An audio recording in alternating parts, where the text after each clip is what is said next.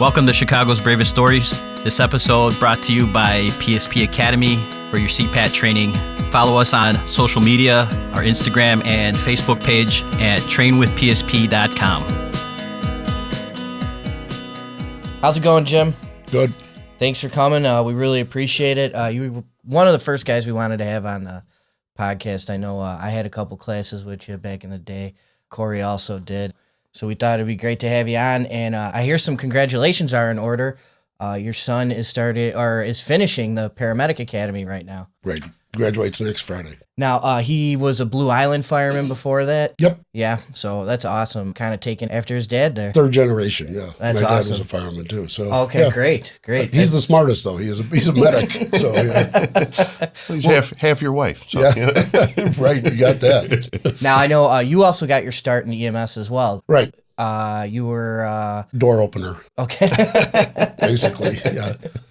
Driving the old Cadillacs, or Well, how did that work? It was a program called CETA, C-E-T-A, and I can't even remember what that stood for. What it stood for was Mayor Daley got federal money. And so what happened was it was supposed to be an outreach and job training program for financially challenged and, just stray kids that they wanted to kind of bring around, which, like any other program in that time, it started out legit, but went political very quickly. Wasn't that program also for service members who were coming back that they could get into the fire service? No, not at that point. Okay. Not at that point. What they did was they had strictly city jobs that were financed by the government. And I want to say it was Career Educational Training A. And this is just for EMT, right? Well, no. This started out, as a matter of fact, the guy that I interviewed with wanted me to be a supervisor with streets and sand. And I said, well, what makes me qualified for that? And he said, well, I see you went to Marist. So I said, okay, cool. I said, I really want to be in the fire department. And he looked at me like, what are you, nuts? So, and it was like $5,000 less. It was, it was terrible pay, but and then it was what I wanted to do all my life, so I got in. And one of the things, too, as long as I'm, on that soapbox, I can exonerate myself or at least straighten out some rumors. And one of them was, I'm not particularly proud of it, but it's a fact, is we were low income. My dad had left without support or any of that. So I was working a cash job cleaning carpets, so I qualified for CETA. So, truthfully, it was a lot of clout. I got a call the day before the sign up. I was told be down to City Hall at 5 a.m. And I'm thinking, boy, am I heavy. And me and my buddy, Bill, we went down there, Billy Doherty, who also retired just recently, great guy. We go down there and we park our car and we're thinking, boy, man, we got the inside track. There's a line already down from 5th floor all the way down and out the front door of City Hall. So yeah, it shows you how heavy we are. So that's how that all came about. But we were basically advanced first aid. That's why I said we're door openers, And then in the process, they made, we all went to EMT school, and that was one of the requirements. But we did that, and then paramedic school was an option, which I started and quit. I didn't want to stay on the tit. Not that tit. I wanted the other tit. And our teat. That sounds better. There you go. Yeah. And so I moved over to, I wanted to be a fireman. So. And what year did you start the fire academy? Oh, well, your uncle and I were part of the 7. Okay. Well, what happened was the CETA program ended on December 31st, 1979. Okay. So January 1, 1980, I finally made the job. And just real quickly, learned a lot of lessons in the mid to late 70s. I'll try to encapsulate it. The 73 list, which I was offered to be on the 68 exam, but I was only 16 years old, and I thought, I don't even think I was 16 yet. And I went, no, I'll make it. Thank you. I told the guys. So what happened was he says, no, you don't understand. You don't have to be that age. We'll put you at the back of the list. And I said, nah, I don't. I was proud, right. Even though I'm like this disenfranchised punk, from a broken home. So anyway, but I had already been hanging around Firehouse, too. That's a whole nother part of this whole thing. So anyway, I took the test, and what happened was, again, conjecture, but Nixon had withheld federal funding from Mayor Daley as a retribution because it was always held that Daley stole the election from Nixon and put Kennedy in because of Chicago. Now that's, you ask all the old guys, they'll tell you, oh yeah, Yeah. So Nixon, this was him getting even. And he assigned a federal judge named Prentice Marshall, who was a Republican, but probably the most liberal Republican in the history of the world. But he knew what his marching orders were. So they went after the fire department because it was ripe for picking. It was, fish in a barrel. And there was no records back then of who, white, black, green, yellow, or orange, coming on the job or any of that. So what they did was they said, no, you're discriminatory in your hiring practices. And what they did was held up federal funding. So, what they did was acquiesce, and they went into a consent decree.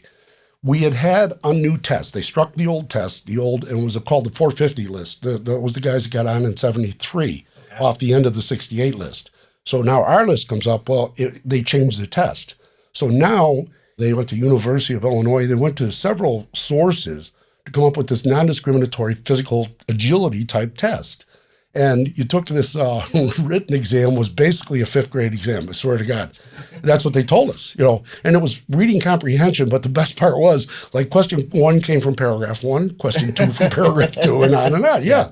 So, you had to be a real functioning illiterate to not pass that, So then it was all physical. Well, they didn't get the results they wanted. And, the first 300-400 was very much a skew of the population. There was, it was diverse. So anyway, like I said, I ended up 330 on that list. Well, I never got hired. So then I had to take it again in 78. And I got passed up by a lot of people. Then I finally had to take the 78 test, and I smoked it again. And lo and behold, I get a letter in the mail, and I was on the next call from the 74 exam or 75. So I see it. I come home from work, and I see it in my mailbox. I'm like, oh, great. They're going to call me finally. I open it up, and I got to take the test again. Ugh. What? So I weaseled my way in to see the director of personnel. I got to say that. I sat at his desk, and he said, well, if you did good twice, you should be able to do good a third time. I had everything I could do not to jump across the desk and attack this guy. This time you're still working as an EMT. Yes. Well, I'm already made EMT, but I'm still on the ambulances, yeah. So there was a complete separation from the okay. Yeah, was this the old civil defense? No, we were on the fire department payroll. And I'll get to that because, again, in their stupidity, in their laziness, they got me 4 more years on my career. So, anyway, because we were considered fire department employees, I guess, but we were a different payroll. Okay, so we had ID numbers, everything, So anyway, Punya just said, blew me off, So end result, I had to take it again. And this time I made the guy sign my times and everything. I just found it not long ago, yeah. So I ended up like number 91. So I did it again, big guy willing, and it, for a guy that smoked Lucky Strikes and drank a lot, I was in pretty good shape. You got a doctor in this test at this point. Yeah, right. So anyway, so I finally get on, and as luck has it, it's the day after my program runs out. So I get on, I go to school with Timmy, and get in the academy, and the strike is looming, and I'm just saying, please God, not while I'm in here, no.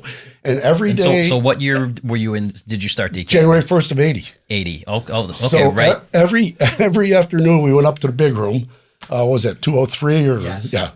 And we were lectured every day at about 3:30. If you strike, you're fired. If you strike, you're fired. If you strike, you're fired. And long story short, I didn't go out right away. I really didn't know what to do. I really was kind of baffled. The strike was in full effect while you were in the academy. 6 weeks in, bang. And the funny part, at the time, I was living with a paramedic. And can you, for the sake of the people who aren't familiar with Chicago, can you explain the strike and the circumstances that caused the city to? We only have an hour. We got time. Come on, we can go as long as you want, Jim. I just think that's an important part of what you're going through. So many arms to it. Yeah. Manpower was one of the big ones. A lot of moving parts. Oh, absolutely. Beyond a doubt, there was no contract with the city. But you know what? And I wanted to get to that at some point later. Nobody really had a contract. Cops didn't have a contract. Public service employees, I don't think, were allowed to have contracts. And tell us who the mayor was at this time. Daley. Daly, and then the succession, because Daly died in, what was it, 76? The old man. Corey's going to fact check Richard, that. yep. Yeah. But anyway, yeah. So what happened was that Mayor Jane Byrne had gotten in and promised that we would get a contract. Well, now she's dragging her feet, but, and we had a pretty boisterous, if you want to call him, union president, and he was really a character. He really was. Moon Muscari, Frank Muscari, and he was a guy. He was the guy that was perfect for the time, and there was antagonism going both ways. So people were walking out of your academy. No. Let me get to that. So the word gets out like a day ahead of time or 2 days ahead of time. And we had already been out. Some of us had already been out riding on companies. That's how short they were. So I'm sure Tim was out too, Yeah, that I know. So Bishke, there was a lot of guys that were firemen's kids that were kind of hung around firehouses. And that was kind of pedestrian knowledge, unofficial knowledge. So they had us at firehouses and they told us, go get your fire clothes, which wasn't a good premonition, So anyway, I went, okay, so I got my stuff. So like I said, at the time I'm living with a medic, and the word came down that on that day, and she was working, at 5 o'clock, whatever it was, there was going to be a walk up. And so she said, what do I do? I said, you're a union member. You got to walk out. I'm not protected yet at all. So I'm going to report. And we had a class of 63. We had several guys that came out and went back in because, again, there was a lot of family involved here. There was so many things that tore people up and tore families up to this day. And Chief, just so you have it here, we've got Richard Daly Sr., 55 to 76. 76. And then we've got Michael Belandic. Yeah, that's 76 to 79, and then Byrne from 79 to 83. Okay, thanks, Corey. But yeah, that's a lot of dynamics there, a lot of moving parts. A lot of people, there was, guys that weren't even on the list that were told to go in. I mean, you hear these stories, they all come out. As like any other thing that occurred in the city, you'll never get the full story. So, but I mean, it would be a great book, but good luck researching that pup. Yeah. So anyway, yeah. So, I mean, by day 3, I think it was, most of us, there was 3 guys that walked right out. One, Coffee, Larry Flynn, and Mike Lobianco. And Larry was a paramedic, so he said, hey, I'm a union paramedic. I'm going on strike. Well, understood. Mike was off of Evanston. I don't know whether he could go back or not. And then Kevin was just Kevin, so. But no, he had a strong labor background. He's a wonderful guy, one of the better firemen I ever worked with. But anyway, ultimately, Richie Bitschke, Timmy Hurling, myself, oh my God, I'm sorry if I forgot. Because there was only 7 of us that did ultimately go out. And, when I left, it was like, I don't know what I'm going to do now. I didn't have a college degree. I didn't have a union card. But I couldn't, that was the day they started to hire from the outside. And it was like, nope, no thank you. Because there was a class coming in the day that the strike hit. They were supposed to start on the 14th or 15th. Mm-hmm. So it was a mess. And we made it through. And so but it was. How'd you eventually make it back? No, they took us right back. They granted us amnesty. And we went to the academy for 5 days, and they had no idea what to do with us. Kind of like when the medics go through. So, and I have to say one thing for Clyde Mariotti, who was the director of training at the time. He apologized to us. Uh-huh. Now there was another guy who was short, squat, fat, and a somnambulist. He'd fall asleep at the drop of a hat. I'm going to fact check that one. And he lined us up first thing on Monday and told us. You're lucky you got your jobs back and you lost your seniority. And with that, Timmy blew right out of the room, and his dad was on the executive board. So he was vice president, wasn't he? Was he vice president? May have been a business agent at business agent, yeah. Yeah, because I think Big Pete was the vice president. Anyway. So at some point, did you go to the academy and there was nobody there? No. Again, when we went first in, they called us in at like 4 in. And then they dispatched us out to firehouses, and that was just the most horrible thing in the world. You get a run, and I'd hide. I didn't know what to do. I really didn't, and I didn't like a lot of the people that were in the firehouse with me. So, yeah. So again, once it became evident that it was A, going to be prolonged, and B, they were serious about hiring more people, which they needed anyway, it was time to go. So, well, that was one of the contentions of the strike. Oh yeah, right? Absolutely. Manpower is down to 3. Right. There was 3 of us on our ambulance, so unofficially, one of us would jump over on the engine. What do you do when the guy goes shopping? We're at 53rd and Wabash. There ain't a grocery store near there. Not my fault. I'm sorry, but So that being said, explain to people like what should the manning be on an apparatus? 5. Okay, and the city had got you guys down to 3. 3. And so that was one of the big fights was we shouldn't be going to fires with 3 guys on it. And promotions and everything else. A lot of guys were acting up. Yeah. Another thing was, again, what precipitated this is something that you really have to look at like anything else. And one of the things that was going on was historically the commissioner would turn money back from the budget. Really? So yeah, that's the level of cheapness that still permeates and pervades the job to this day. So, that was a factor. They didn't want to spend the money. And then they didn't want to promote. And I have a good friend. I don't want to say who he is, but one of my good friends who came along with a great thought about one of the negative aspects of the strike and what came behind it, and that was promoting. They hadn't had a lieutenant's exam in a while. And they went down to I can't tell you exactly, but there was guys that, were like 700 on the lieutenant's list that got made. That's unheard of. Usually, even back then, you only went to 200, maybe 300, depending on when they had the test. And unlike other real fire departments, Chicago has a test whenever they feel like it, and then in some cases take up to 4 years to correct it. Yeah.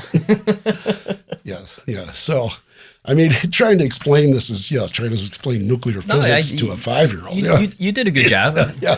So I think we were good 5-year-olds about the whole situation. I try to take a much more common sense approach to it, especially the more you look at it, retrospect. Yeah. So you managed to get back into the academy. Oh yeah. We went back for 5 days. How were your instructors? Basically, not there.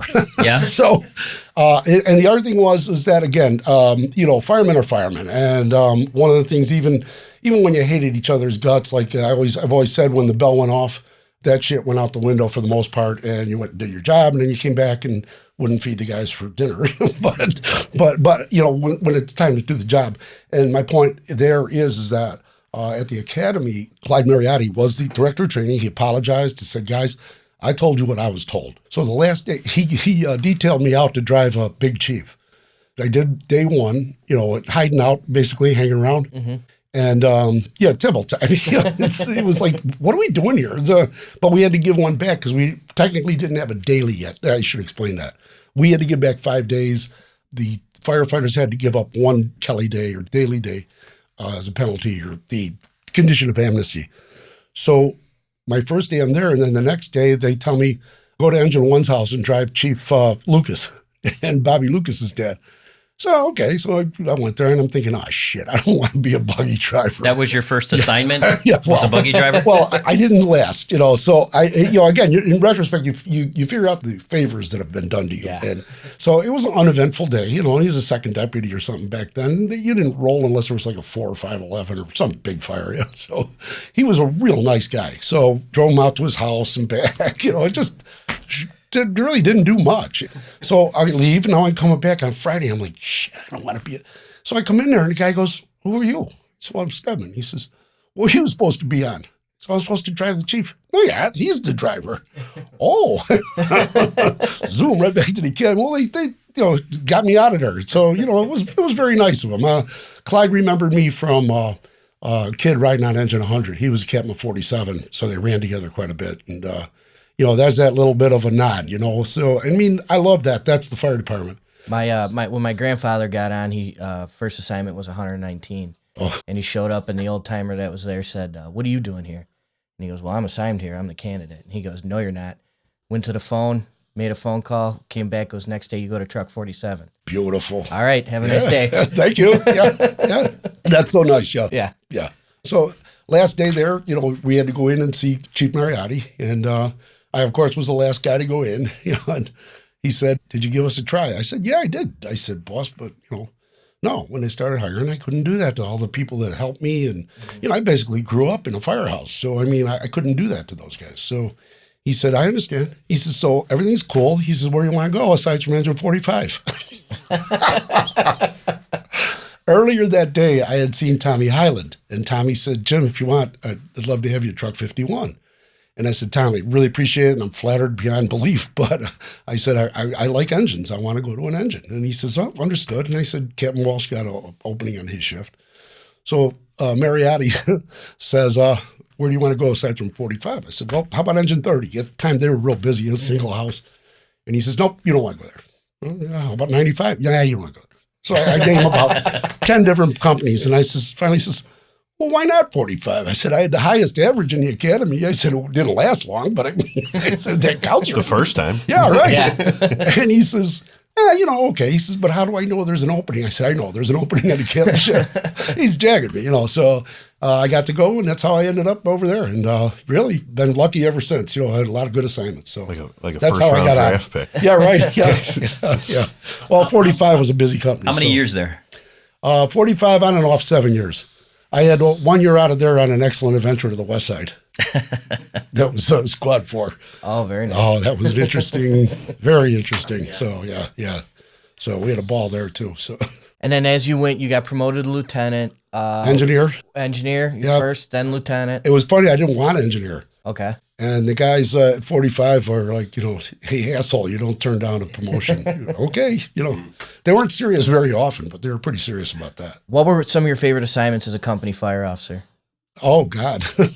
Well, see, it's interesting to say because I was in the 6th. I worked with some good guys there, 126th, 23rd Battalion primarily, and then Roseland. Okay. A bunch of good guys. And then I went down to the 1st, but I got to 18's house a little bit because that's where I came from. I was engineer at 18. Mm-hmm. So I got to go over there, but then came the pecking order. And I was not in. Okay. Remember I told you about Edison Park? Yeah. Well, there was an Edison Park pecking order. Okay.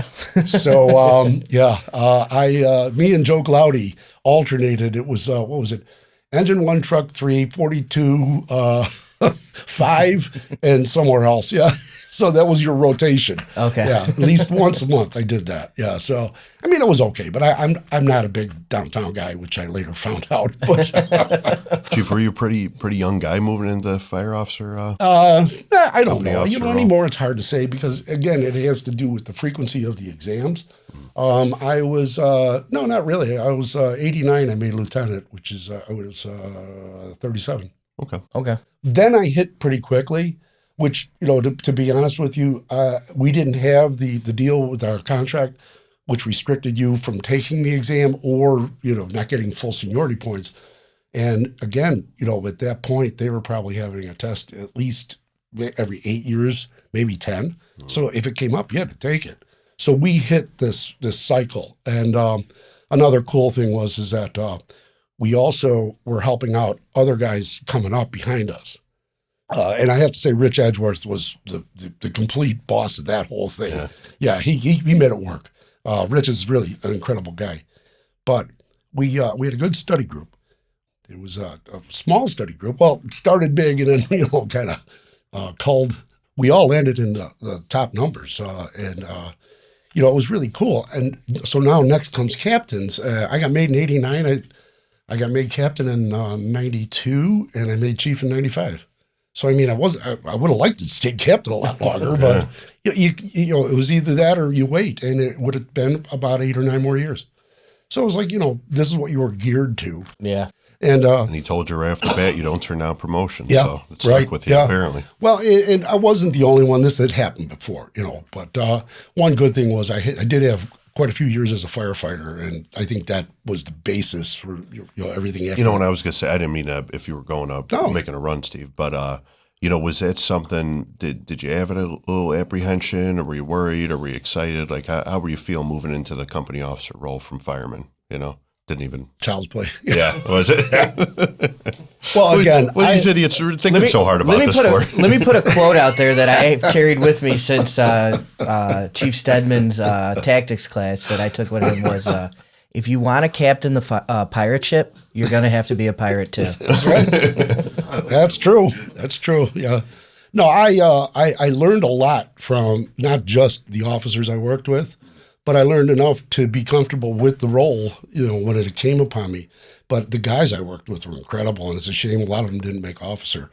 We also had, and busy companies over the years, as far as I can tell and as far as I've researched, have had a history of ineffective officers because they don't got to do anything. They just sit there and, stand and watch, and the guys go to work. And, the funny part of it is there's where we are the hypocrites. But, it's playful hypocrisy. You get this idiot that walks in the door in the morning and you look and you go, all right, we ain't doing shit. Let this guy tell us what to do. And sure as shit, you pull up and there's a fire and you go to work. So we did do that to our boss one time, though, but he was our regular boss and he had the gout. And when he came in with the gout, he was like a bear with a sore ass. That's what that was not my quote, but I liked it. Watching. It's very descriptive, yeah. So Cap. he was having one of them kind of days, and I think he was hung over on top of it.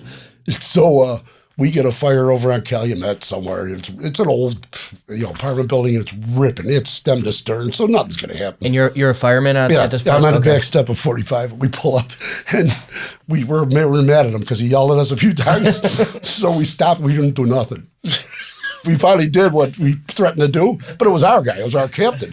And he looked at us and went, "Oh, you got to be shitting me. Come on, will you?" All right. So, but we weren't doing anything anyway. You know what I mean? We were dropping two and, throwing water at this thing. So, but again, going back to what you had asked, Cora, I appreciate that and I understand it. And I think my association with the suburbs has helped me to understand that much better. Yeah. That there is trepidation. We actually were doing, through Forest Reader, we were doing some boot camps for officer development. Vince were actually talking about that, yeah. Well, we're trying to bring it back because, it's sorely needed. But we did the acting officer boot camp. And when Forrest told me about it, Forrest Reader, chief of Tinley Park, anyway, he's a good buddy of mine, and he rolled it past me. We had already established the IC and the company officer.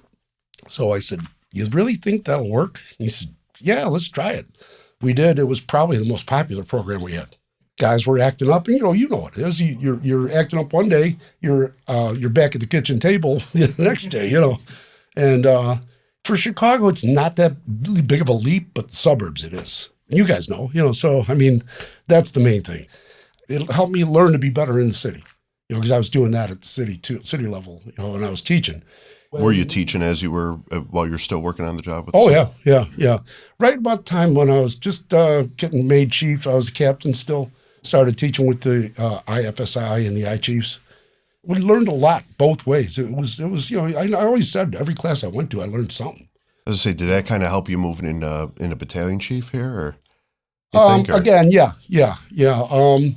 There wasn't a lot of assistance. You went down the academy, they shook a finger at you and told you what not to do. And, Well, that being said, at what point during your career did you go down to the academy? Late 80s. I had been a lieutenant very short time, and I'm going to give credit where credit is due because that's how I rolled. And it was Andy O'Donnell, who eventually went down there, who coincidentally hung around Engine 100 because his brother was on Engine 100 before Andy got on the job. No longer in service, correct? No, that was my home. That was my charm, my finishing school. As it were, when I was a teenager. I had to go to the Black Marble once every hour to get a case of beer. So Andy went to the academy, and if you meet Andy, I don't know if you guys know him, he sometimes comes off as stern and, kind of a crabby old fart, and he looks like Dave Thomas. No, we beat him up. He's good, and he's got a great sense of humor. But he loves that crabby thing, So, but he was really a decent guy, and he what he did was made it fun to come to the academy. It's okay to have laughs. What year was that about? I want to say 88, somewhere around there. And then he brought Rich Edgeworth in as the coordinator, and Edge, just a fantastic guy, very colorblind guy, very fair guy, but all about learn, but let's have chuckles and. So it was okay to go down to the academy and have some laughs, where before it was, Nobody wanted to go. Nobody, Now, were you back and forth at the academy? Like you would do one class? Or? I did 3 candidate classes. Okay. And then I pressed myself out of the market because I got made captain. Okay. And then I have to give a shout out to FSI, some wonderful guys back in the day that taught the smoke divers class. I ended up going down there for that, and I was pretty inspired by it and came back. And I had already done one class as I was doing water and engine company stuff. And I came back and I went to Andy's office and said, can I rewrite the SCBA program? So we totally redesigned that. So it started out as, baby steps, of course. Mm-hmm. But I was very proud of it, and I think it's still pretty much the same program now. We were trying to get everybody in about 40 times during our academy stay. And then by the end, we were doing harassment. You probably went through it. I may have, yes. With your SCBA, the SCBA program. Smoke appreciation and everything. Yeah. You started out, here it is. You stand there with the thing on your face, and, that's what we did. We did that intentionally. There was some that didn't make it, but other than that, But again, we struck a chord, and I enjoyed it. I enjoyed the repartee. Another guy that was very much kindred spirit was Herbie Johnson. Mm-hmm. And all of a sudden, Herbie goes down there, gets a taste of it, and says, man, I like this. And so Herbie went down. He was a typical hanger-outer, too. So it got better. Guys with good intentions, guys with experience at fires, and were taught by guys that went to fires, that we were, trying to pass that along. Who were some of the other folks you were down there with teaching? Chikarotis, Roger Redmond, Timmy O'Donnell, Kraz, Sparky the fire dog. Kraz, I like him. But also a whole group of guys. Bobby Brown, who ultimately died, but Bob was a really nice guy. He was a softy, but nice guy. What was the really hard part toward the end of that course, like the agitation part, like the really hard stuff that you put these guys through for the SCBA course? Just say, guys, again, for whoever's listening that's kind of jumping into this stuff, SCBA is self-contained breathing apparatus. It's our breathing apparatus we'll utilize whenever we're going in any type of dangerous environments, fires, with a lot of smoke, hazmat situations, stuff like that. Basically, then it was, crawling under stuff, mental harassment. We'd have like radios blasting, just all kinds of ignorant ass noise. And then throw stuff at them when they, the ones you could, And for the most part, they all did very well. Just try to get them in that situation. Right. Yeah. Well, the thing is that with all the other dynamics that go on when you leave that academy, which I have to laugh, this is funny for all of us. We can all appreciate it. You leave the academy, you go to your first day at your first firehouse, and you walk in and you think everybody's thinks I know what I'm doing. So you're going, oh God. And you don't realize that they know you don't know what you're doing. And so, I figured, the last thing in the world they needed to do is if they catch that fire the first day is worry about breathing out of this thing. That should become second nature. It's the universal tool for firefighters. So, you should be very comfortable with it. Well, it's ironic that you bring that up because we had Father Tom here yesterday and he was talking about the Paxton fire. And how many candidates did he say that was their first day and they wound up going? That was their first fire. Their first day, their first fire, and they're at what Father Tom describes as his worst fire. And this is a guy who only goes to fires. Right. He can't even count how many fires he's gone to. And out of his 37 years, he's saying that this is his worst fire. And these candidates are there and, it's triage by ladder and, probably the worst day for everybody on that. And so when you're bringing that up, we just had Father Tom talking about candidates who that was their first day. Oh, yeah. Yeah. There's so many dynamics that are so important that get brought up in the training, and one of them is that you can talk to your blue in the face. That feeling of going out there like they think I'm going to know what I'm doing, you're not going to escape that. That's going to be everybody till the end of time, till the end of firefighters, we're jumping all over the place. You were talking earlier about leadership, Steve. And I have a spectacular story that I may have told you in tactics class. Let's hear it so everybody else can hear it. Well, it was our good buddy Ray Hoff who died unceremoniously, actually. He was perforated after I believe it was a scope. He perforated and didn't know it. And by the time they got him back, he had bled out. At that Paxton Hotel fire, if you looked at it from above, it was a backwards E. Yes. And there was like 2 setbacks where they had windows on all 3 sides, and people were screaming and hollering, help me, help me, help me. Ray was assigned one of those areas. You know, I don't know how they sectored it, but they did it. I have to say Eddie Porter was the first chief in, and Eddie was fantastic. What a great boss, and just innately knew the job and knew responsibilities of the job, you know, as far as putting people in the right place. So Ray told everybody that was throwing ladders, I'll tell you where to put it, and when you're done, ask me where it goes next. There's an old thing about don't look them in the eye. Right. But the other part is that Ray, you can't get rid of that. But Ray took away that thing where the guys would go home maybe the next day and think, fuck, I should have put the ladder to this guy or that guy. He took that off their shoulders. He bore that. He said, I'll tell you where to put them.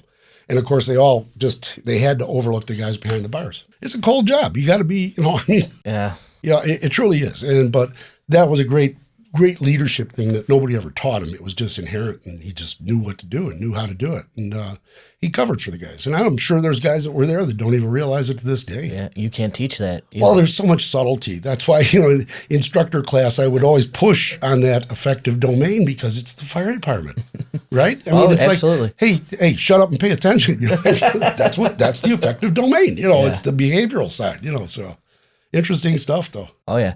So for those of you out there that don't know, I'm going to read a list of things that Chief Stedman has done in his career as to why we have him on this show. But professor at Columbia Southern University. He's got a bachelor's from Southern Illinois, a master's in public admin from Governor State University. He was an instructor at the Quinn Fire Academy, the Illinois Fire Institute, NIPSTA, Moraine Valley Community College, adjunct professor at Lewis University and Northwestern University. So he has been ingrained in training, and he told me outside before we started the podcast that it's something he just kind of found himself in, and then he went and he ran with it. He's got acknowledgments in fire officer books, all kinds of stuff. So that's Steve, I think you missed he said he was the treasurer of the condo association. Oh, yes. No, I mean, not something to walk past. Yeah. I steer clear of that. Yeah. Oh, yeah. You're going to school at this time, too. Yeah. Were you in school as a fire officer or as a fireman, or when you were getting your bachelor's? I started out, I think I was still an engineer. You were an engineer? Firefighter. Okay. When I first started taking the weekend courses for SIU at the academy. And then you went for the master's after that? Yeah. There was a little time off, and I did take some time off periodically to study for the exams because that was the more immediate need. Okay. And, I don't know. I kind of, well, for one thing, again, not a rich or, not a wealthy family and very much a working class family. So I believe I was the first one to get a bachelor's degree on my paternal side. My aunt and her 2 daughters, there are 3 children, all graduated college. But I, like for the Stedman side and our portion of the family, I was the first with a bachelor's and a master's. So. And at what point did you decide, outside of the Quinn, that you were going to start with doing training and teaching classes? And well, Mac McCasland, Andy O'Donnell, Bobby Hoff, Rick Colomay, those guys kind of got me going into Illinois Fire Service Institute. Also, Tom Freeman and Mac and Eddie Enright, they were all involved with the I-Chiefs. And what they did was they sent me over to meet Forrest Reeder, who was in Palos Fire Department. He was the coordinator at Moraine, and he was looking for a guy for Tactics 2. So I went over and talked to him, and Bobby Muzinski was doing 1, but Bob didn't want to do 2. Bob's a terrific guy. He ended up in Skokie, then chief of Chicago Ridge, and turned down the job, or left the job rather than cut manpower. So he's one of us. Bob is good people, but I got to meet these guys, and I got started in all of them almost all at once.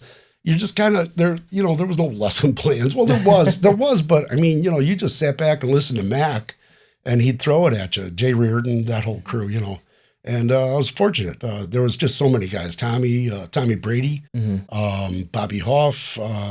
Ray Pelsinski. I mean, there's And as you went on teaching fire officer classes and other things, you found yourself, correct me if I'm wrong, really ingrained in these programs. You were helping write part of the curriculum, or Yeah, well, the hands-on stuff was mainly the SCBA stuff. You know, I'm from a very busy engine company, and I was captain, fortunately, of a busy engine company. But I'm not a, you hold it. If the door's on your right, you need to hold it 3 feet from the pipe with your left hand and cross around with, no, put the goddamn fire out and let's go home. Right. Yeah. And so that's the school I came to. My friend always says too much college, not enough kindergarten, but I probably had too many years of kindergarten. But hey, Chief, how did you, as a captain or lieutenant, how did you bring up these new guys? Like, what was your tactics to bring a new guy? I never really had that because as a lieutenant, I never had an assignment. There was some I could have got, but I didn't want them because it really wasn't, I've never been one to just accept, I'll sit there. You were relieving the whole time? Yeah, yeah. Okay. And then I made captain, and then that's when I got a lot of cool stuff. But anyway, yeah. What these guys won't find in your bio or anything like that is the fact that you're a cartoonist. Famous cartoons. Famous cartoonist. Yeah, I've drawn some cartoons. Yeah, you've made a couple T-shirts, right? Well, actually, I've been kind of thinking about going back into business. Yeah, and, just shooting it off of. I need to hook onto somebody, so we got to talk later, guys. Okay, let's do it. Yeah, I could reinvent some of them. Yeah, we had some fun with them. We really did. The kind of fun that we could not get away with in. Well, no, hose, and hose. That's, that's still, you could get away with that. It just resonates with everybody, It's hose. Well, yeah. But, I've always been there, really, Corey. I've been on the edge of politically correct for a long time. So, yeah. So, and I've got away with it so far, Well, I think that there's a lot of people who know one of your most infamous T-shirts was the You Call We Haul T-shirt. Oh, yeah, right. Right? Yeah. That was your illustration. That was the ambulance. Yeah. Okay. I did it for fun. I didn't do it. As soon as someone wanted to pay me, I fell apart. So. I was also asked to ask you about. We do take listener questions. We screen them very well, but we take them. Right. You're on the job for a long time. Any stories that you like to fire out? I got about 1,000 of them. I don't know which I can tell, but. And I haven't had any jaw lubricants. We keep on talking about. Well, if it wasn't 10 o'clock when we scheduled this. I know. I will say this though. Yeah, right. We should have scheduled later. No, I brought my wife with me to keep me legit. The referee. I got to get back south. Yeah. But I will say this, and this is, like you said, I grew up in the firehouse. My dad was on engine 100. I sat on his lap in a 49 Mac going down, Cottage Grove and Stony Island, and that's where I started it. And I just loved the sounds, the smell, the sounder, the old sounder, and the old telegraph key. And so that became a way of life. And then I started to work for the lieutenant on the other shift, and they had way more fun than my dad's shift. So I started hanging around with them and talk about tough love. My ticket in was the fact that I could draw. So I drew cartoons of all these guys, and and I could go to the Black Marble Lounge and get a case of Budweiser every day. Explain to people what you guys were wearing prior to bunker gear. A raincoat and a hat, basically, and waiter boots, hipper boots. We keep bringing up that Paxton Hotel fire. Right, you see the guys in two different. The squad was trying out bunker gear. We were testing bunker gear from about the mid 70s on. Okay, we were testing it. Yeah, what they were doing was waiting for somebody to pay for it. Oh, okay. I mean, this goes back to, if you've seen pictures, they used to have Chevy Suburbans. Yeah, the Chiefs.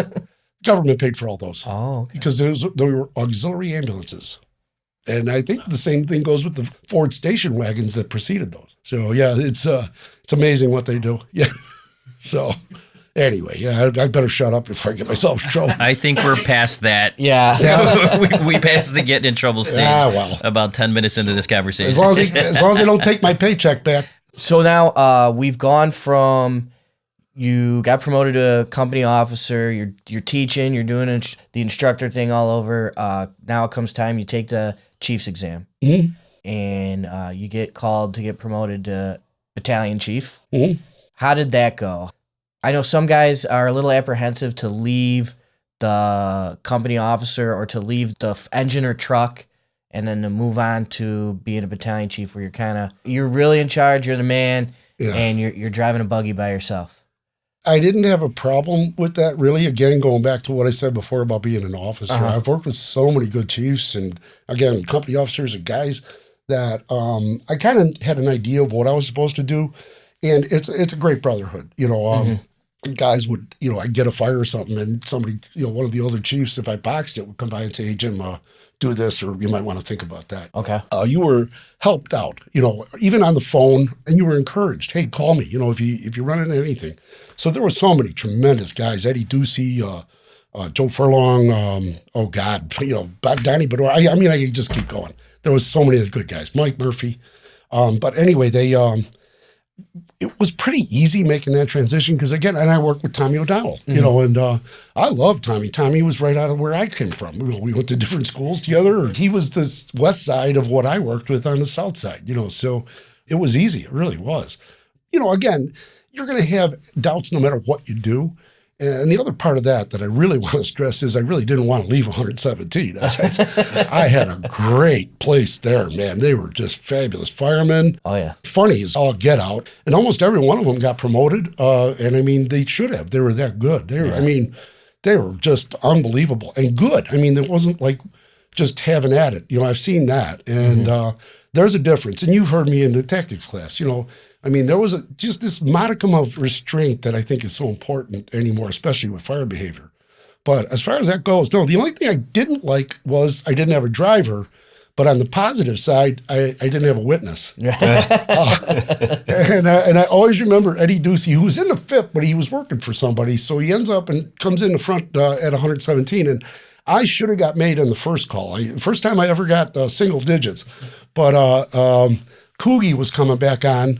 And I was told by one of the sinister overlords that you can thank your buddy Kugelman for not getting promoted. I said, well, I'm in a pretty good spot. And B, what about that other asshole that was in the shops that unretired? Because I'm not even going to go with his name, but he conveniently forgot that guy. So, So anyway, Ducey says to me, I'm up in the tower at 117, and he comes in and he says, "Hey, Jim, I heard you're number one." I said, "Yeah." He says, "You're going to love it." I said, "You think so?" Because a lot of guys, you're going to wish you were still in a company. Well, then why did you take the job? Right. So I'm a very positive guy. So, and he says, "You're going to love it." He says, you get up at around 5 or something and you say, "I'd like a bagel." He said, you just go out in your car and off you go. You got to catch yourself. I like that. Yeah. So that was, that was, it was fun. It was really, then Kugelman told me one time, he says, "The only fun you're going to have is showing up first and deploying." And he says, that's when you come back and go, "Yeah, man, that was cool." So, and then sometimes you screwed up. So battalion chief in the city, that's, we'll call that a buggy officer, incident commander at a fire, right? Mm-hmm. Any advice you give to guys moving into that spot maybe, or?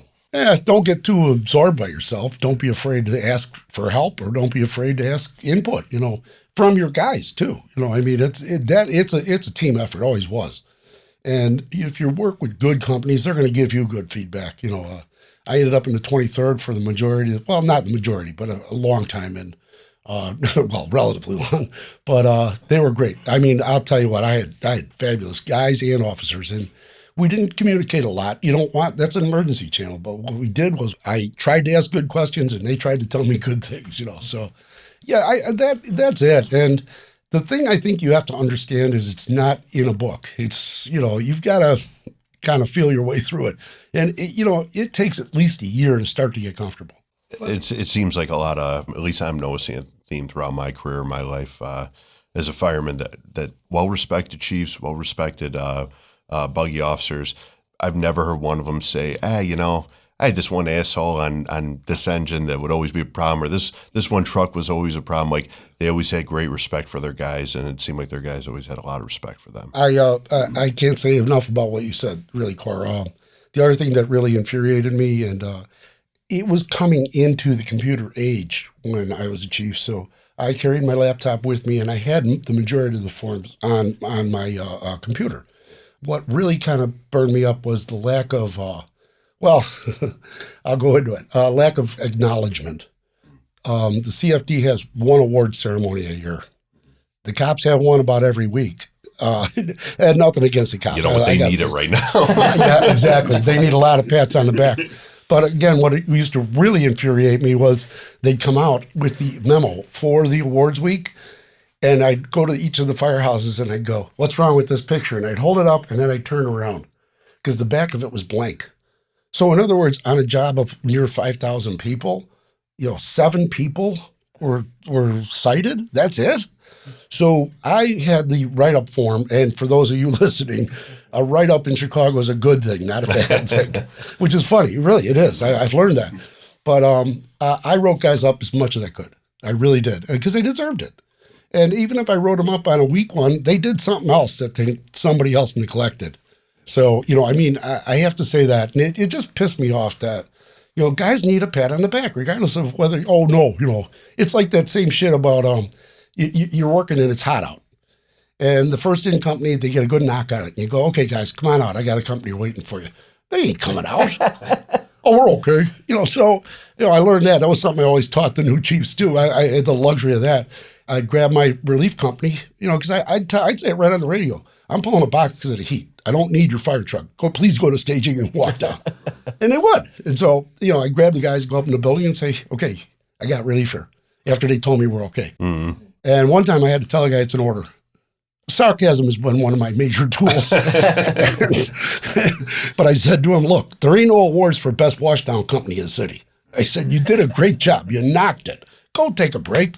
I said, "Well, now it's an order. Okay, so if you don't go, I'm gonna ding you." So he did, But the other thing I'd tell him is I need you to pick us up later. These guys are going to be beat. Again, I tried to keep things real basic. And one of the things that also I always kept in mind is in order to be an effective officer, you need to know yourself and firefighters. And we're a peculiar group. We're, we're very interesting. And what helped me there was a guy named Jack Pickup out of Palatine. Ricky Colomé, I was starting to teach tactics too. And back in the day, there was a part about CISD. Okay. And Rick said, I said, "Rick, I don't know shit about this. Chicago doesn't believe in it, which they don't. I don't know if Tom told you that one. If we do that, they'll all be laying up with stress."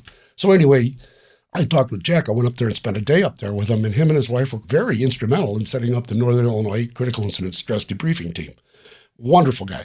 So I got kind of like awareness level, and he gave me literature and I followed up on it and stuff.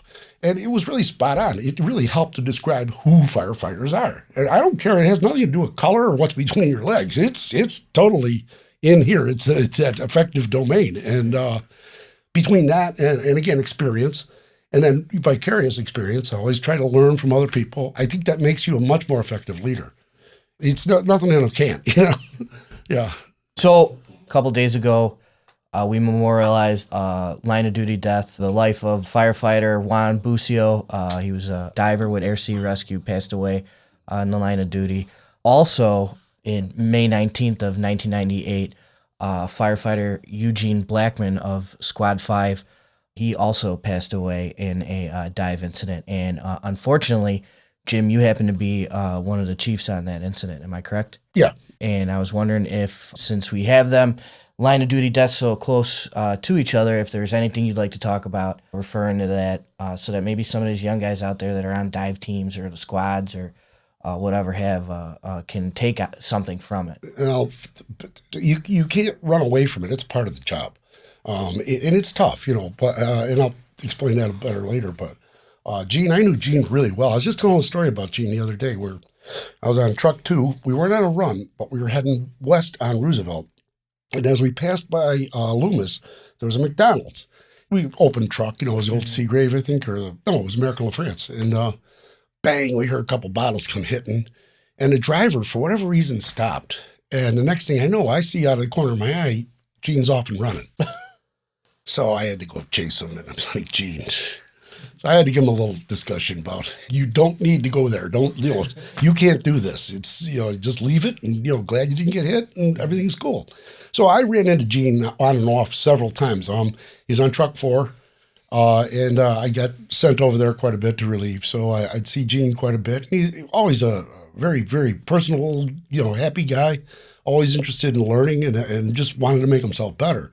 What happened there, and poor Billy Kleinick, I think, took that to the grave with him, along with a lot of other stuff. All that was, number one, crap equipment that the cheap-ass city of Chicago wouldn't maintain or give. It was a dive belt that he tied on his waist, and, he just panicked. I can't say we were doing anything wrong. All they were doing was using a 4-inch flotation to go out to the dive platform on the police boat. Let's set the stage here. You were Battalion 23 at the time? 22. Battalion 22. And what time of day was it? Around lunchtime. Around lunch, and you got dispatched for, what was it? Man in the water. Man in the water. Yeah, so, on Indiana at the CalSAG. Okay, so at that time, what type of equipment are you getting right off the bat from the OEMC? Let's see. We got an engine truck, ambulance. I called for another ambulance, and I got a cooling bus. It was a day like today. It's like mid-70s, but the humidity was like 112. Okay. So I got that out. We did. I think we did get a full still. I think we got 2 engines and 2 trucks. No, I'm sorry. Take it back. 2 engines and 1 truck. Okay. So I got people up on top, and down below we got the ambulance. Oh, and we had the helicopter. Okay. And then, of course, the squad. Were you the first chief there? Yeah. Okay. Yeah, that was my still. I went down or special duty, whatever. And I went down, and it was like just incredible to get to the shore. Okay. I'm using the term shore loosely, the side of the river. And the CalSAG, for the listeners, is, you never know what you can find down there, cars, trucks, bed springs, all that crap. And the visibility is about 3 inches, So what happened was a guy had jumped off the top, and then, of course, a Good Samaritan went in after him, and he jumped, and now both are gone, and they're gone 15, 20 minutes. We're rescued. We're not retrieval. So I wasn't real happy about that anyway. So we had a bona fide incident, and Deputy District Chief showed up. I successfully got upstairs to the command van right away. Oh, we got a command van too. And Okay. I said, hey, when this was going down, I said, we're going to need you in the command van. So go up there and take care of that shit. I had to coordinate everything. But we got down there. Getting down there was the hardest part in the beginning. I mean, there was Jersey barricades that they threw over the side. I swear to God, you had to crawl over all this crap and fences and all this shit, like chain link fence, all this detritus that, the mankind, and you get down there, it's like the surface of the moon, And so the helicopter gets in. I think Gene was gone by the time the helicopter got in, or, he just went under. Because I know Johnny DiSilvestro was one of the guys that went right in to get him, along with all the guys. I mean, everybody pitched in. But I believe it was Kenny Cahill and John DiSilvestri that eventually grabbed him and pulled him up. When this went on, kind of interesting, the guys, we sat around for a long time. We were waiting for the cops. We didn't have the proper boat. Our boat was, chugging along at about 2 knots an hour. Yeah. So the coppers had a boat, but it only had a dive platform, or didn't have a dive platform. And they had some kind of an ersatz, what do you call it, the webbing? Mm-hmm. So we had a flotation device to get them to the boat. So they're kind of moving along the flotation device when we started to put the wheels on everything. And I think the helicopter, now that I think of it, had landed. And so they're starting to edge out. And next thing I know, all I remember was Billy going, hey, where's Gene? And I was like, oh, fuck. And yeah, he was gone. One of the things, too, and this is interesting, I picked it out of a class that I was teaching, and it reverberated. I wanted to go in. I wanted to go get him. Right. You're a fireman. You revert back to your comfort zone, right? And then I realized, I'm kind of in charge here. I better, So we got everything set. I mean, we were ready. I mean, we really had everything ready to go. And it wasn't long. They got him out. Forgive me, I can't remember the guy's name. He was a good guy, and I've seen him on and off several times. I trained him when he was promoted, the helicopter pilot. Mm-hmm. And he says to me, hey, Chief, because I said, he's going in there. They're talking about putting a Stokes basket down. No. It's about a good 50 feet up. I mean, right there, Indiana Avenue goes up real high over the river. Okay. So it's like, oh, crap, that ain't going to work. And I don't want to break the CPR on him. Right. The care. So I said to the helicopter pilot, I says, you got to take him. And he did. So they took off. So they took him in. They took him in the helicopter with no medical equipment. They got fined $10,000. They never said a word to me because it wasn't my fault. I did the most expeditious thing to try to save one of our guys' lives. So now the bigger bosses all start showing up. And one guy I really liked a lot, but I know he was acting on orders. He said, get everybody cooled off, Jim. And he says, there's a Marino over there. Let's have him do one more dive. And I said, I'm not going to say his name, but I said, hey, come on, we're buddies. I said, are you kidding me? We just lost a guy. I said, we're going to do this again. He says, Jim, I hate to make you do it, but, would you just 10 minutes, just make an effort. You know how it is. That's part of the window dressing. So I did it. I also got a chance, an interesting thing. The IAFF wanted speakers. It was between me and Joe Cloudy, rather. And Joe had the incident on Western Avenue where the two guys got killed over there. And there was still a lot of unsuredness. So Kugelman was the president at the time, and he said, would you want to go? And I said, yeah, and I'm going to tell the truth. He says, that's what we want you to do. And I did. And they never said a word to me because I told the truth. Number one, we shouldn't have been trying to do a retrieval. Number two, we didn't have the right equipment. Tying a dive belt to your stomach. Come on, really? And that's basically what killed Gene. These guys go in the water, I get them out of there, all right? So now, of course, everybody has to go to district. Squad went home. Helicopter guys got a ride from one of the bosses. I think it was one of the field officers. They went to Christ Hospital. Interesting note, when the helicopter got to Christ Hospital, the door was locked to the heliport. Swear to God. Yeah. And the other thing is, once they dropped them off, they gave the helicopter another run for drowning on North Avenue Beach. Now, this is right after Johnny DiSilvestro brings a guy up that's dead, one of our guys. It just baffled me how they can treat us like this. You're just like stock. So we had to go back to 6th District. Now, this is precious, too. So we're all sitting there, and everybody's writing Form 2s. And I have to be honest, by this point, I'm starting to go, if I turned into this cold asshole that, I'm not affected? And so, but I'm staying busy. And so I helped everybody write their Form 2s. The deputy that was there that I chased upstairs was there. And, he was being okay. He had his moments. So they're filling out all the paperwork, and we're getting it all straightened out. Edgeworth stopped by. Edge is just such a wonderful guy. He knew, he kind of just stopped by. You okay? Hey, man, I'm all right. So, yeah. But he helped me out with everybody with the Form 2s. So we got them done. Form 2 is our report to and from. So everybody's still there. The phone rings, and the deputy district chief picks it up, and it's the district chief. And he says, okay, yeah. Okay, hold on, let me ask. He puts his hand over the mic part and says, anybody want any of that critical incident stress debriefing? It's like, I'm stopping at the gas station. Anybody need cigarettes or CISD? Or this is how they looked at this. Yeah, right. This is how they viewed this. I was incensed, but what are you going to do? Right. Okay, so they leave. And then eventually I did break down when I ran out of stuff to do. I actually, went in the back stairs and sat and cried for a while. Well, it was good. You needed it. Yeah. And everybody there was a lot of good people that were really nice to me. I took a ride over to Squad 5's quarters, and I told them I'm going, and he said, go ahead. You're covered. So, there was some really good stuff out of it. But the thing that really bugged me, too, again, was with the critical stress debriefing, we had a bus there. They could have done defusing right now. Nope. Mm-hmm. No, everybody got back in service. But more importantly, we got to get a Form 2. What happened?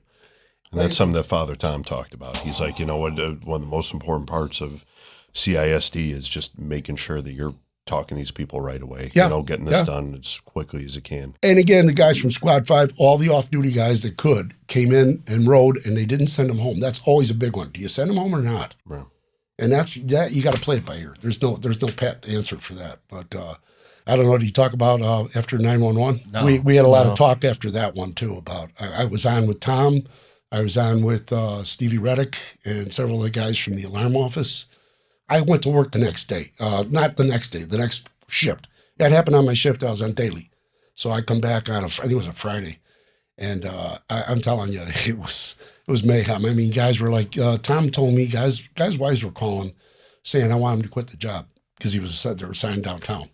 Because nobody knew what was going on. Right. And no one said a word. So I may as well tell you. I went down to the academy. I took the buggy and went down to the academy.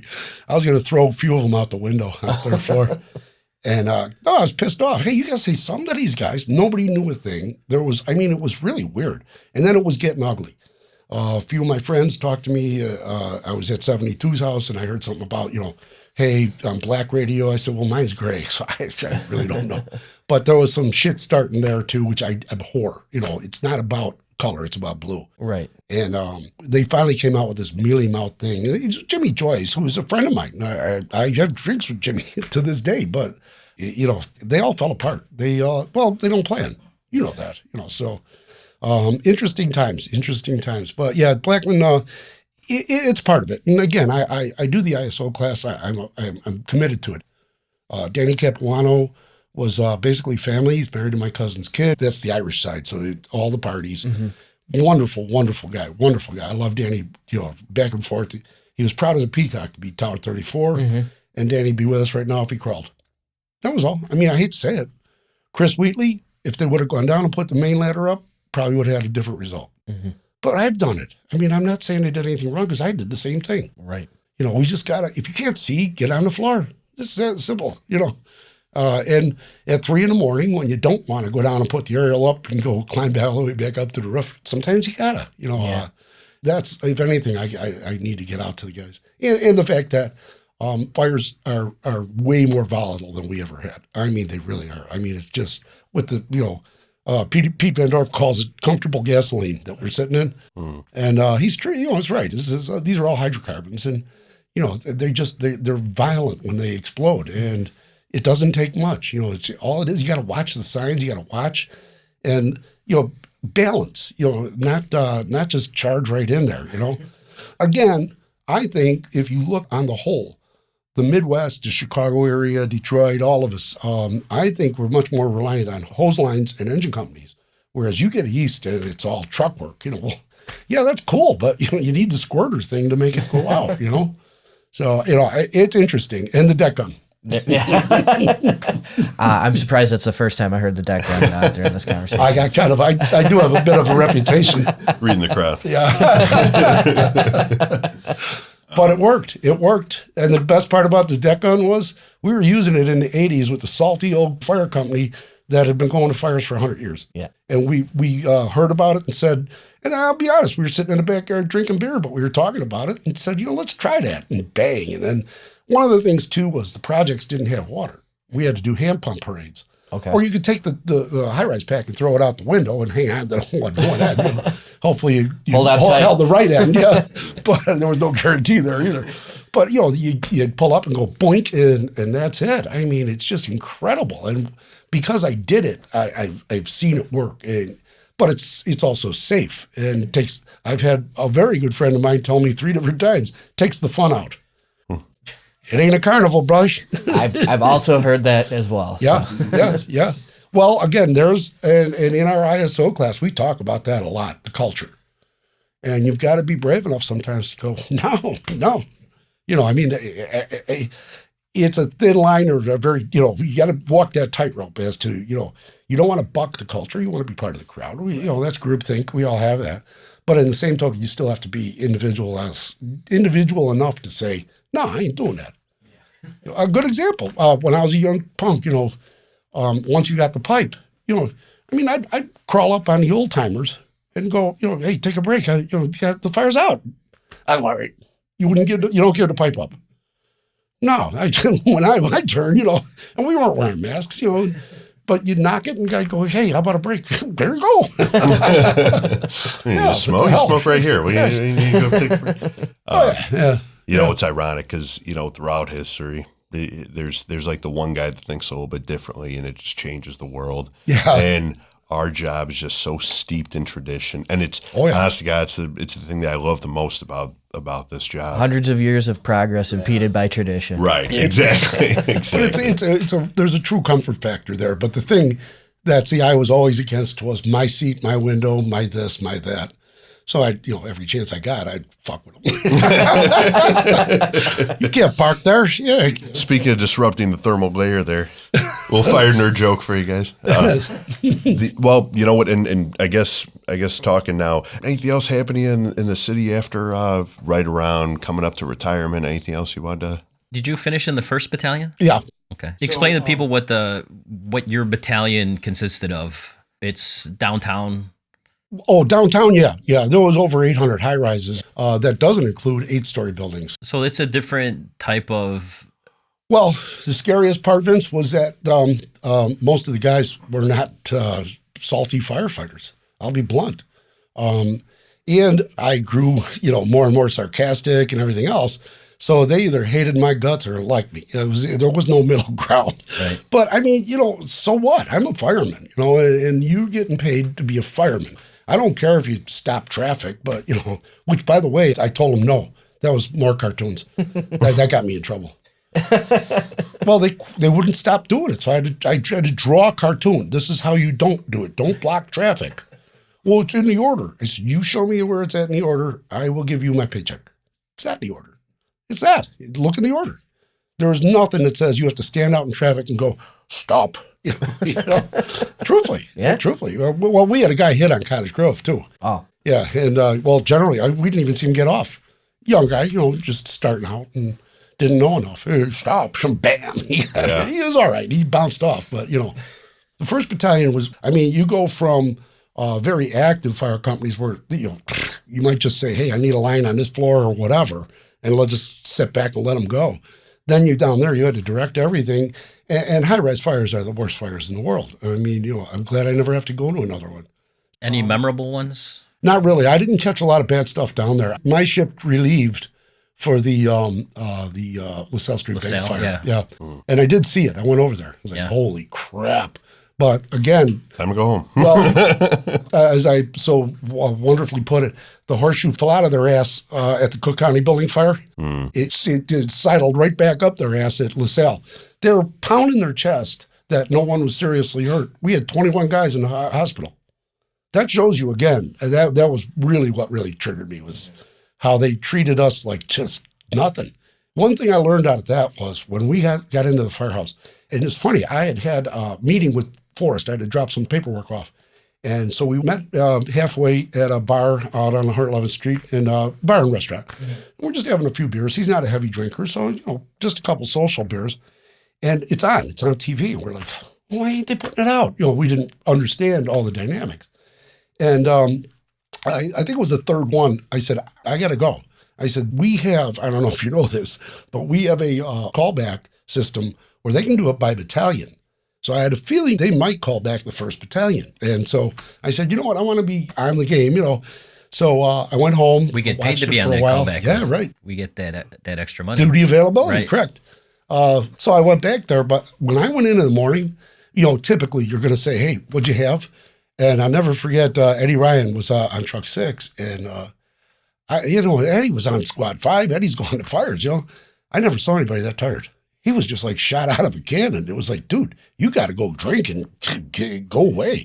He could hardly talk. That's how bad those guys were. And the sad part of that was they got back at 4 a.m, 4 or 5. They were in service. You don't know. Those guys got their asses whooped up and down the stairs. Johnny Collins, 3 bottles, intubated. Oh. Bang, yeah. 3 in a row, yeah. Well, they weren't doing rehab back then. Right. And I don't know if it's any good now. They no comment. Yeah, right. There you go. Yeah. Well, you guys got to be careful. I don't, So, but yeah, it's a shame. But through it all, the best people in the world are the firefighters. I've always said that, and I still will. And it's all the guys I've come across. There's very few charlatans. It's a true profession where guys, girls, whatever. They're in. And I've been lucky enough to interact with firefighters all over the country and some out of the country through college, through online.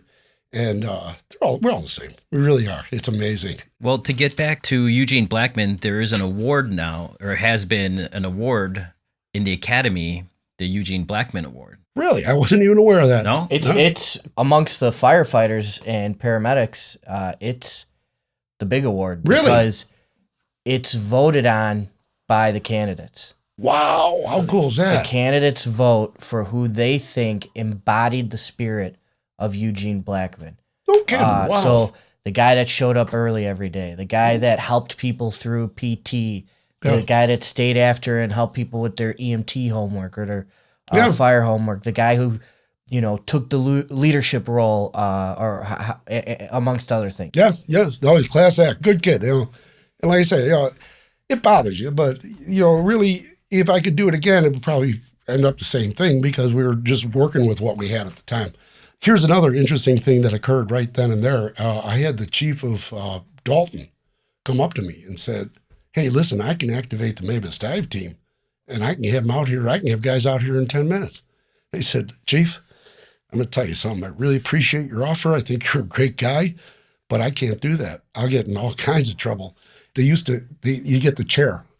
And that means you had to go to Keogh's office and sit in a chair and yell at you. Well, so that was getting the chair. Did you know that 688 Yes. is the Eugene Blackman?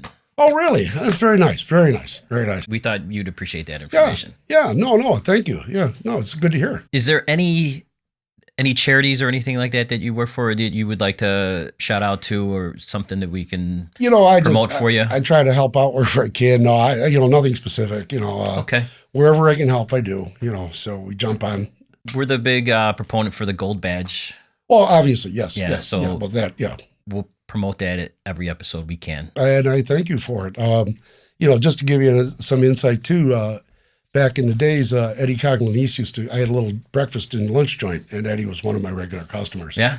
And the ironic thing, and again, taken with a grain of salt, and maybe non-firefighters won't get it like you guys, but we used to kind of kid Ed because he was on downtown, and who gets killed in a fire? Eddie, and it was just a jaw dropper. I'll never forget. I was at a fire at 45th and Drexel, and we're picking up, and I'm dragging hose, and we just got through knocking it down. There was, snow on the ground. It was the Bears were in a Super Bowl, so we're waiting for that. And I'm dragging a line, and I hear over the radio, hey, Lieutenant on 98 just got killed in a fire. I went, oh, crap, I hope it isn't, because I knew he was on our shift. And, as much as it sounds terrible, I was hoping it was a reliever, not him. So, God forgive me, but, But, no, Eddie was a nice guy, and I'm glad his wife has done so much, along with a lot of other people, too. So, you're right. The gold badge, I forgot about that one. Yes, so. Chief, while I just from my area, I'm not a Chicago fireman, and the way that I met you was through the I-Chiefs and IFSI. And, I got to tell you, I'm sure you've heard this a lot, but one of the best instructors I've ever had for when I was taking my fire officer classes. Thank you. I appreciate it. So you were a big FO1, FO2, you're a big tactics and strategy guy. How do you feel about training overall as a whole? What got you into doing that? I just enjoyed it, and I giving back. It sounds so pedestrian, but it's true. I had a lot of people. I was fortunate. I've never been lucky, but I've been very fortunate. So I've had a lot of people that helped me, took an interest. I think too that, to toot my own horn, I wanted to learn. I love learning. So, if I find out you're from somewhere else, you're in trouble. Right. Because I'm going to ask you about 1,000 questions. I enjoyed it. And again, I also felt that there was something we could do to leave a mark.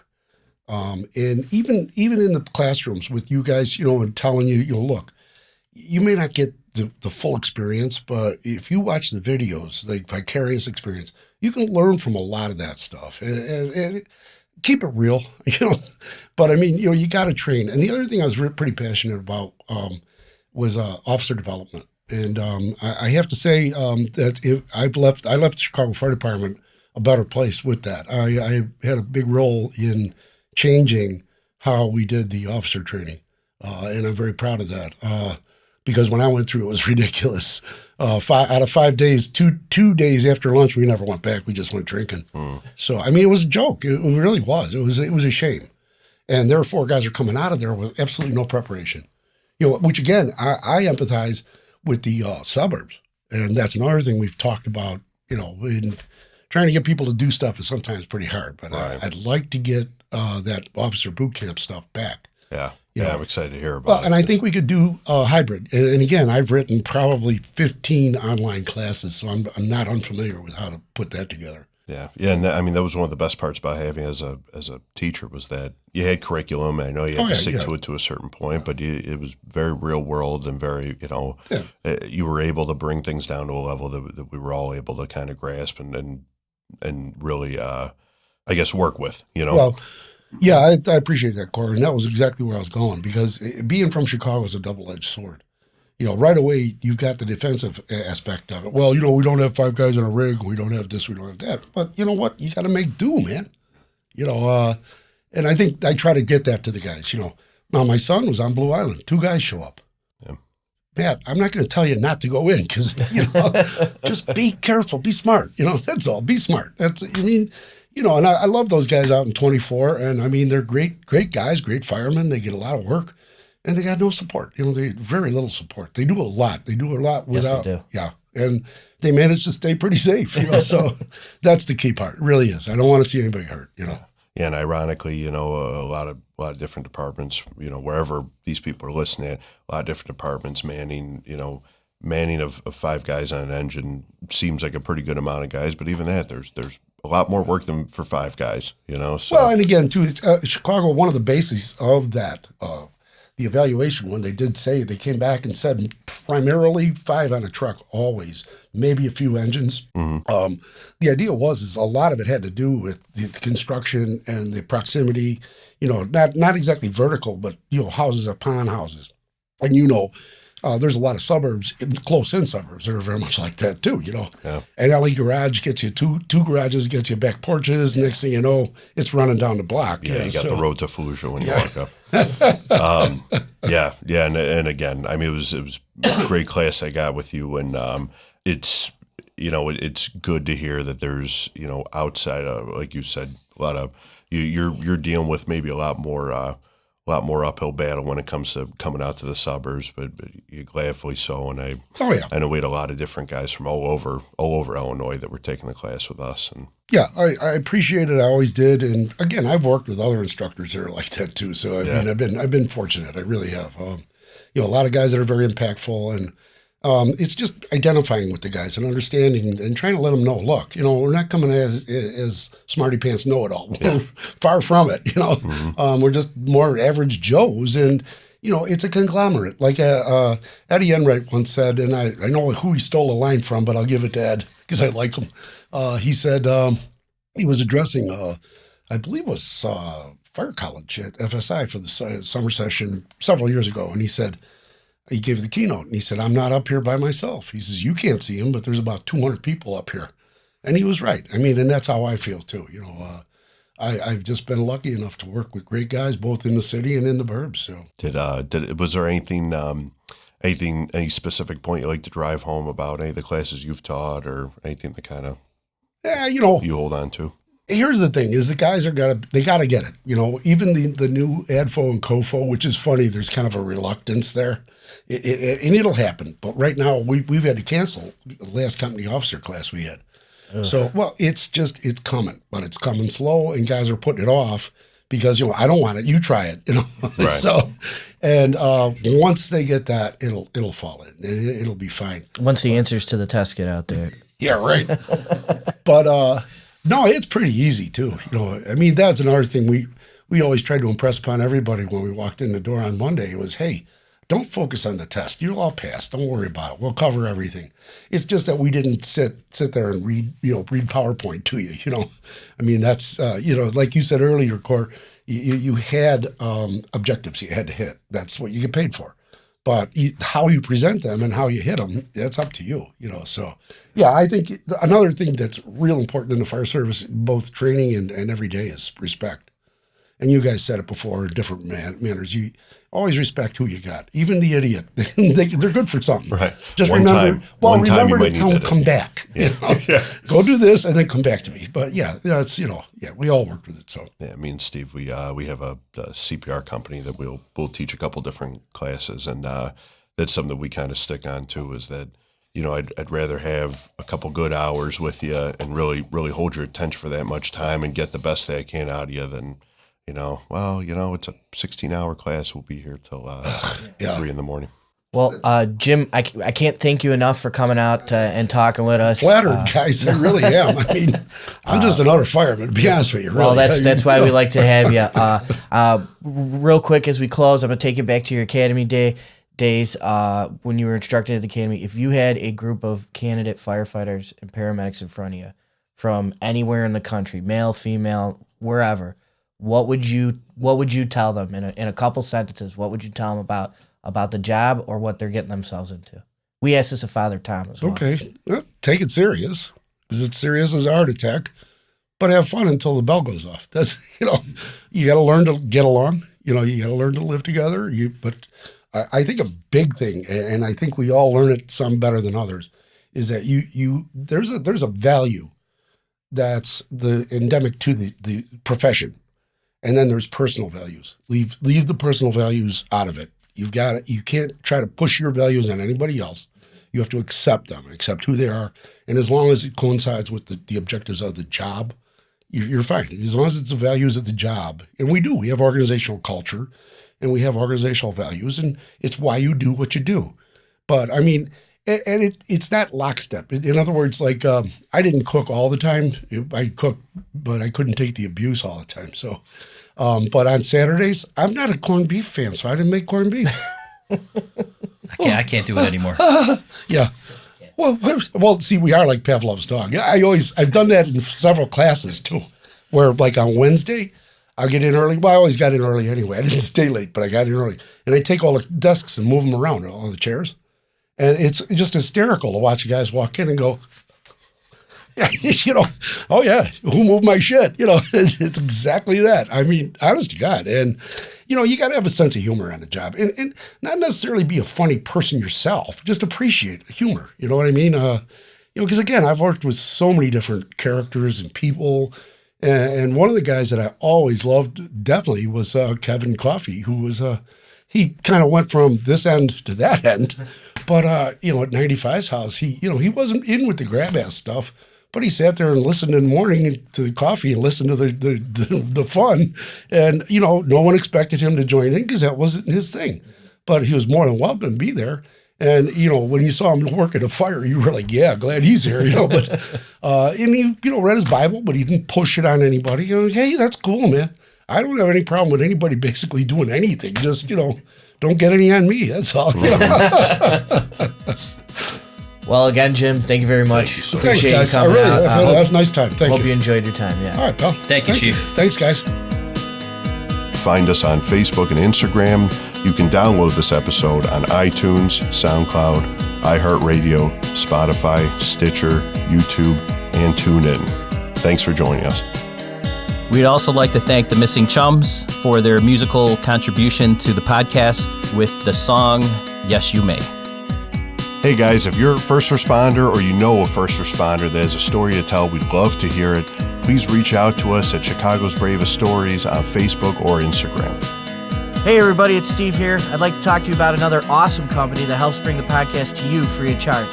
Chicagoland CPR. It's a first responder owned and operated CPR company. As a first responder myself, I can't express to you enough how important CPR training is for everybody in the community. They offer real customizable world-class education for all their clients. They have a combined 30 plus years of field experience as fire service and EMS educators throughout the Chicagoland area. Chicagoland CPR is extremely focused on providing real-world, no-fluff education, and the main focus is on organization, an engaged classroom, working with students to completely understand the material, getting your certificates out on time, and most importantly, coming to your facility. They offer a wide variety of American Heart Association classes, CPR, First Aid, AED, ACLS, PALS, and a full complement of StarGuard Elite, Lifeguard, and Aquatic Safety classes.